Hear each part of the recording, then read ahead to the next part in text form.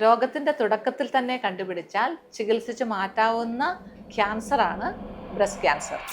നമസ്കാരം, ഞാൻ doctor sister Teslin John, gynaecologist.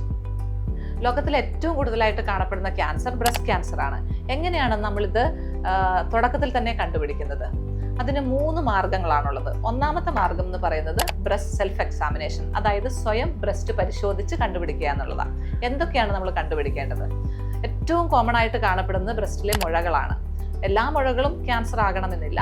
എന്നിരുന്നാലും ബ്രസ്റ്റ് പരിശോധിക്കുമ്പോൾ ഏതെങ്കിലും തരത്തിലുള്ള മുഴകളോ തടിപ്പുകളോ ഉണ്ടോ എന്നും, മുലക്കണ്ണിൽ നിന്നും എന്തെങ്കിലും കറുത്ത അല്ലെങ്കിൽ ചുമപ്പ് കളറിലുള്ള ഡിസ്ചാർജ് വരുന്നുണ്ടോ എന്നും, മുലക്കണ്ണ് ഉള്ളിലോട്ട് വലിഞ്ഞിട്ടുണ്ടോ എന്നും, പിന്നെ ബ്രസ്റ്റിന്റെ സ്കിന്നിന്റെ മുകളിൽ എന്തെങ്കിലും വ്യത്യാസങ്ങൾ കാണുന്നുണ്ടോ എന്നൊക്കെയാണ് നമ്മൾ നോക്കേണ്ടത്. എങ്ങനെയാണ് ബ്രസ്റ്റ് സെൽഫ് എക്സാമിനേഷൻ ചെയ്യേണ്ടത്?